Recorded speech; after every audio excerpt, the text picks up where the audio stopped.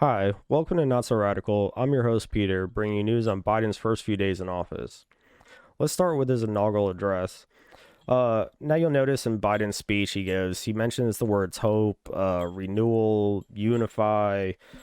Basically, we need to come together as Americans, which, I mean, yes, I totally agree. We need to unify. I mean, I believe that uh, not all are entirely Trump's fault, but I believe we as Americans, especially the political parties, are more divided than ever. If not our as a conservative, more distant from my own Republican Party, and I know that there are Democrats. I have Democrat friends that feel the same way, that they've distanced from their own party, and that politicians are starting not to represent us in uh, they're not representing the people anymore. At least that's the way I feel. I mean, that's just my opinion.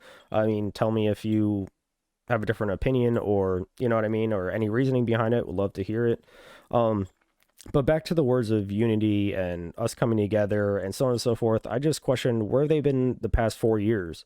I mean, since day one, they've been against Trump. I mean, the Russia hoax that they put onto him, trying to get him impeached once, not just once, twice now. Even though he's out of office, they still want him impeached. A president that, I mean, granted, I mean, social media and stuff. I mean, Twitter. He had 88 million followers on Twitter. I mean, just look at when they shut down his profile on Twitter. Just look at the effect it had on their stock and their value. I mean, it dropped significantly just because, I mean, like it or not, Trump is nobody's perfect, but Trump, he did a lot for the people, and the people liked what he did. He was good for our country. But the thing is, with this unity and call, and I mean, there's been a call, basically a mass silence, a censorship of our conservative or Republican or right leaning ideology, and our free speech is being affected in ways. I mean, there's conservatives that have been deplatformed. I mean, just for speaking out. And I mean, just because you're offended or you don't believe in somebody's speech, as long as that's a great thing about free speech. We're all allowed to have our own opinions, our own ideas, as long as it isn't calling or inciting violence, which, I mean, violence should never be the answer. And now, even with Trump out of office, I mean, there's still calls for censorship, which is, it scares people. I mean, we have free speech for a reason. I mean, but look at Newsmax and QAnon right now. I mean, I believe it was the Washington Times and CNN that are calling for them to be basically deplatformed and taken down because they don't like their views or their thought. I mean, they're not calling for violence. They have a right leaning view, obviously, but that doesn't mean they're wrong. It doesn't mean they're completely right. But that's what's great about America. We have so many people here from different backgrounds, different thoughts, different views, and unfortunately, I mean, not everybody's gonna like everybody, but you should still be able to have your free speech, as long as it does not call for any kind of violence. But enough of that. Let's turn to Joe Biden's crowd. Obviously, in this picture, the I couldn't actually find a good picture of an overhead view of the actual crowd, but obviously you'll notice there isn't any, I mean, any politicians here yet, but they're just arriving. But this crowd here, I mean, they're spaced out, and I mean, you have over 25,000 National Guard there. Granted, I personally, in my opinion, uh I believe they were scared. I mean, COVID is a real virus, I understand, but if mass work, if social distancing works, there was no reason they couldn't have people up and down here filling out. I mean, this crowd does not say you got 81 million votes. I understand that's what it is right now, that you got 81 plus million votes, but there's I'm sorry, but this does not look like 81 million votes. I think it was because it would have been embarrassing. I mean, just look at his campaigns all year long. I mean, he has problems drawing, I mean, a couple hundred people. I mean, some of those rallies he had, I mean, were like 80 people at some of his Okay, how about we move on to some good things that happened at the inauguration. Amanda Gorman, inaugural poet, she had a speech impediment, apparently. I would have never guessed, hearing her speak. If you heard or did not hear it, you should definitely give it a listen. I mean, youngest inaugural poet. I mean, that's accomplishment and achievement by far none in itself, and should be recognized. As well as, I mean, Kamala Harris, I don't agree with her policies entirely, but I mean, a woman of color, right here, first black person, Asian American to hold the position. I mean, the second highest office in our nation, a person of color has achieved. And I just want to point this out because unfortunately nowadays it's very easy to fall into the victim mentality complex and stuff. But I mean, this in itself should show you that, I mean, whether you're man, woman, I mean, whatever ethnicity or background you come from, America's an amazing place because it gives you opportunities and you can overcome things. And if you put your mind to it, you can almost achieve anything. And I think this shouldn't go unnoticed. Like I said, I don't agree with her policies, but I will bring to light that there is some good out of it. And let's go past this and let's look actually once he's took office and what he's started doing while he's in office. I'm gonna switch here. This is Glenn Beck here. He's a right-leaning conservative, has a podcast. He's overcome a lot in his life, but he's talking about the executive orders that he's passed.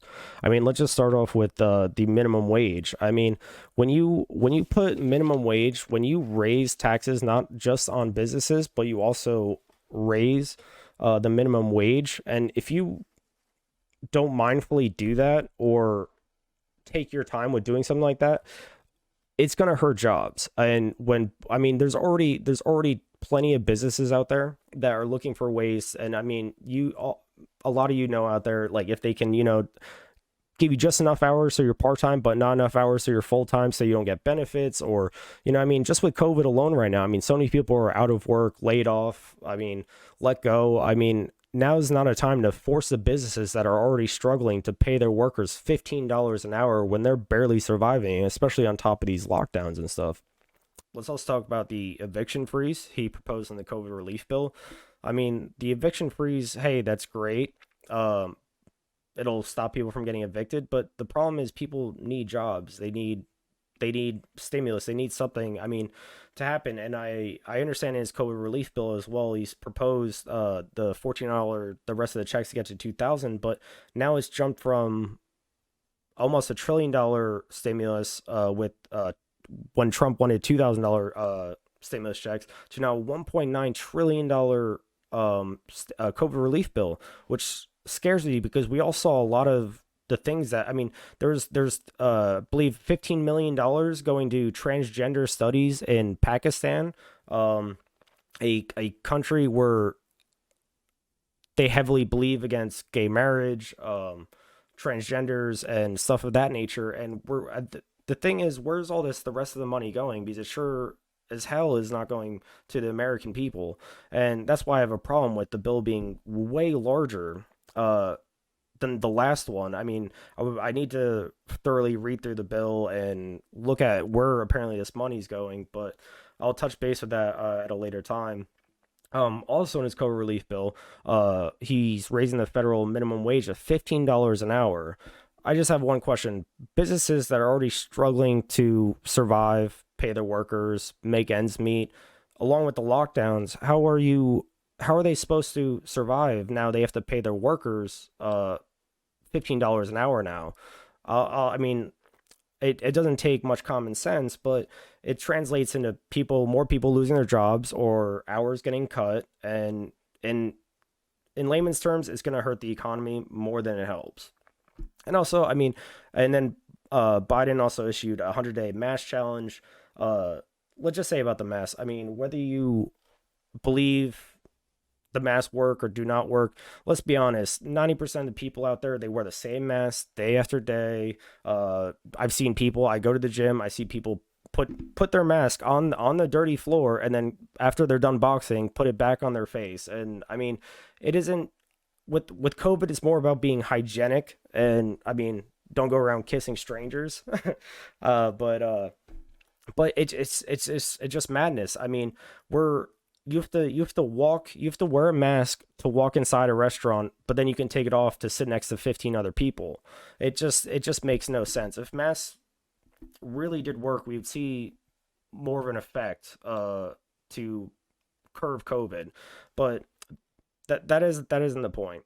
Um, so as well as Biden also talks about amnesty for 11 million illegal immigrants, and unfortunately, a lot of these people, I understand they're coming here to make a better life, and I mean, to be honest, if I was in their position, I mean, I would do what I had to do for me, my family, I mean, to make a better life. So I mean, I can understand where they're coming from, but unfortunately, a lot of these people aren't well off. They're leaving their country for a reason, and unfortunately, a lot of the burden falls on taxpayers. I mean, with government handouts, government assistant programs, and stuff of that nature. And it's really, I mean, it harms the taxpayers, which it shouldn't fall on us because of the politicians' choices.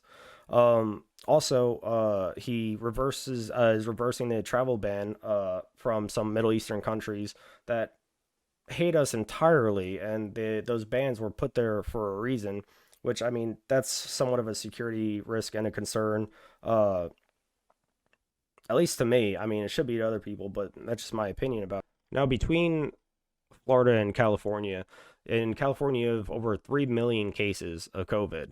And in Florida, you have 1.6 million, over 1.6 million cases of COVID. Total deaths, 35,000 in California.